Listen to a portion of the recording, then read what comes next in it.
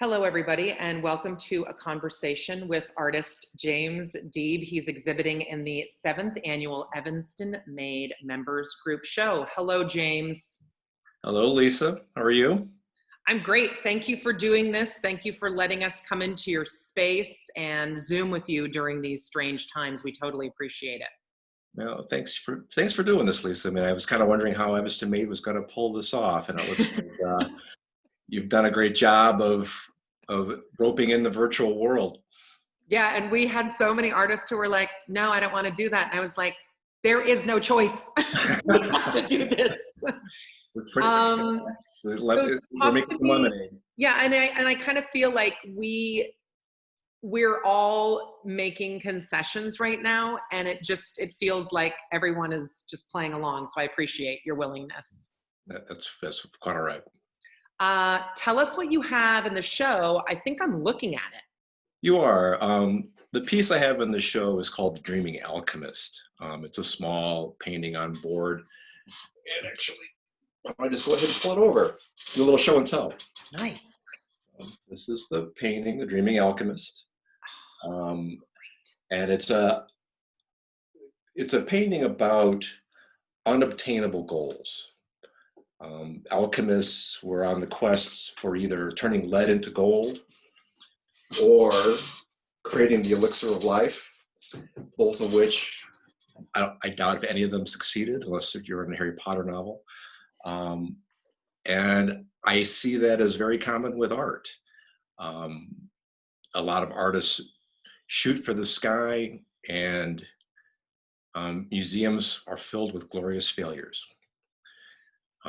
But they overshoot the mark of what anybody else can do, and they're seen as great. But I had a professor who used to say 90% of the artwork in the museum were abandoned in despair.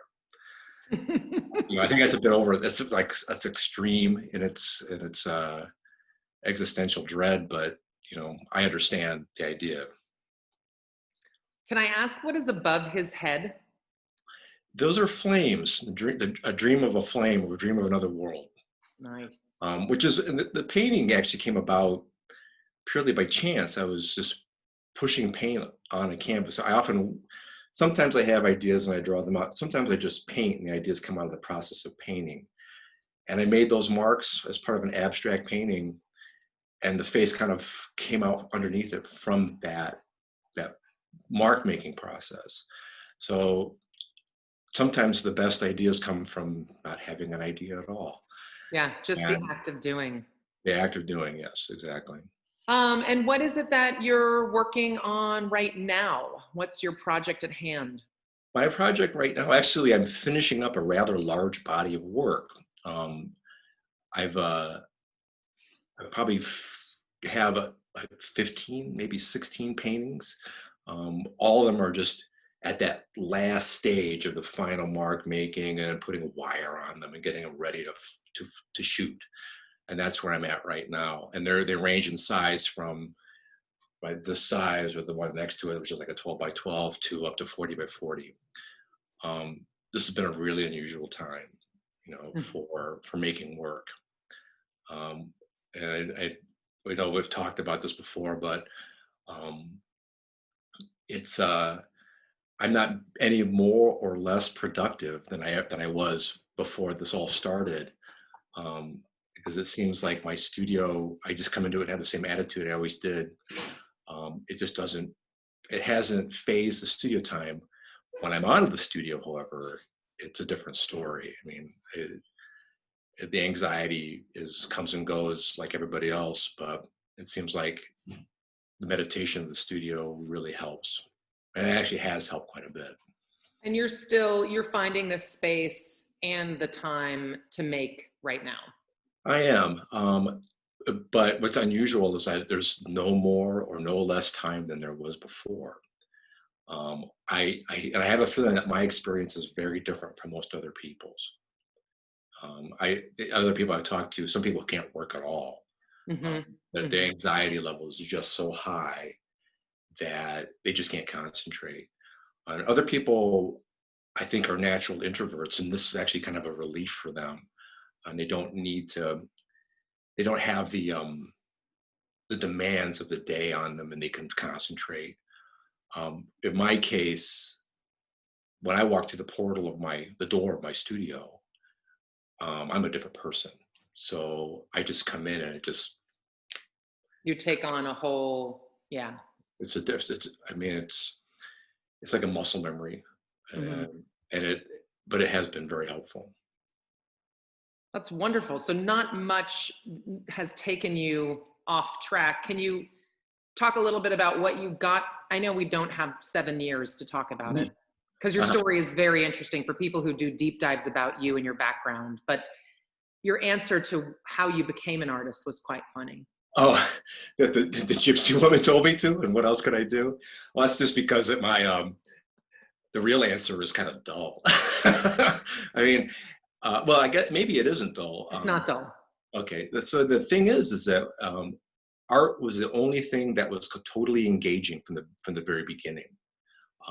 It grabbed my attention, and it grabbed every part of my mind, like analytical, you know, subject, whatever, however you want to call it. It's something that can occupy and engage every part of who I think I am, my history and my interests and how I think about the world. Um, I was going to be a mathematician. I mean, that was my original thought, and arts was just fascinating to the level that, as much as beautiful as mathematics could be, art was more sublime, and more en- en- engrossing and engaging. I guess is the best word to how to describe it. And it never waned. It was always Once it 100%. started, no, it never stopped. I mean, I was in fits and starts when I was younger. I mean, I remember drawing like a madman when I was really young, and then I kind of got out of that, got into other things. And then by the time I got into college, that was pretty much it. And that just the obsession. I mean, I don't want to use these negative connotation words, but the desire to make work just gets stronger and stronger as it goes along. And I'm in my mid 50s right now, and I have probably better ideas now than I've ever had. That's So, which awesome. is nice. It's a Mhm. nice way to be.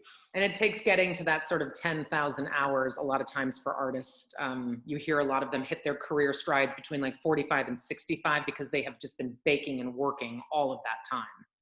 Well, it's art is so engaging in so many different ways that it reminds me of juggling in a way. Like almost anybody can learn to juggle three balls at one time or three bowling pins, but try to do 10 Hmm. and make something really whole.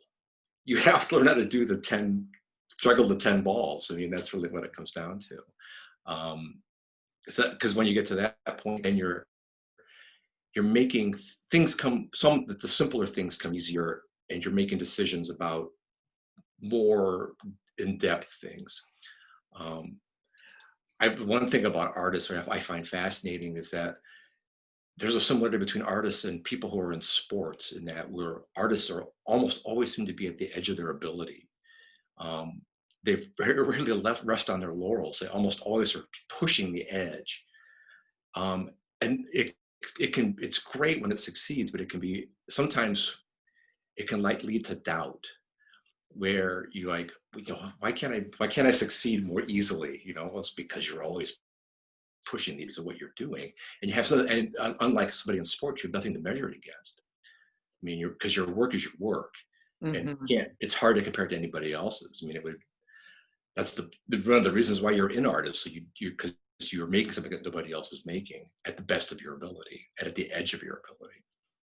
I love that comparison. Who are your inspirations? Who informs your work before you come to the studio or the canvas? Well, it's artistically, I mean, probably the biggest influence on my work is James Ensor, the Belgian painter from the turn of the century. Um, and mostly it's the subject matter. It's very similar to mine. It's dark. It's got monsters. It's my favorite kind of stuff. But there's a humor to it, and and a self-deprecation, which I find really interesting. On one hand, it can seem very self-glorifying, but on the other hand, it's actually, when you look at it really hard, it isn't.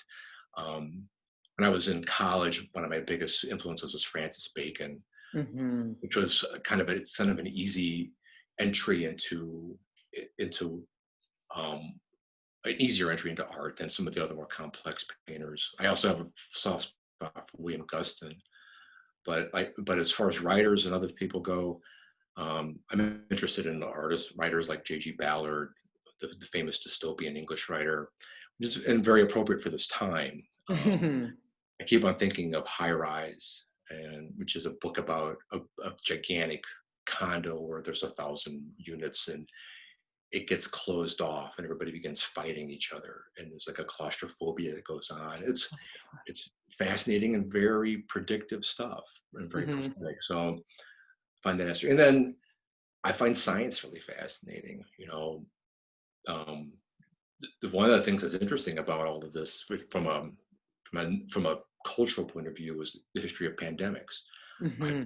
it's I've learned more about the Spanish influenza outbreak than I've ever thought I'd ever know, and Hmm. I think it's necessary to research that sort of thing, because it's how we're gonna know and have it's how we're actually gonna know what not to do. Hmm.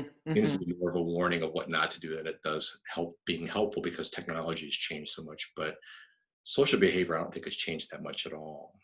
No, not yeah. And I was gonna hand my son The Plague by Camus, and I was just like, maybe that's too dark. He's not ready for French existentialists while we're in a pandemic No, and a plague. But it's after the he's same book, though. It's the same story. Nothing has changed, I feel, with humans. after you're maybe maybe the Decameron might be a good one. Yeah. That's kind of like what people do to avoid thinking about the plague. Yeah. Well, before we go on a tangent, I'm super grateful always to talk to you. I'm very grateful that you're in the exhibit and allowed us to come into your studio today, because I know you probably want to get back to work. No, yeah. I'll get back to it, and thank you for doing this. I think you and the rest of Evanston Made have done a fantastic job of adjusting to this current reality. So thank you very much. You're totally welcome. Thank you, James.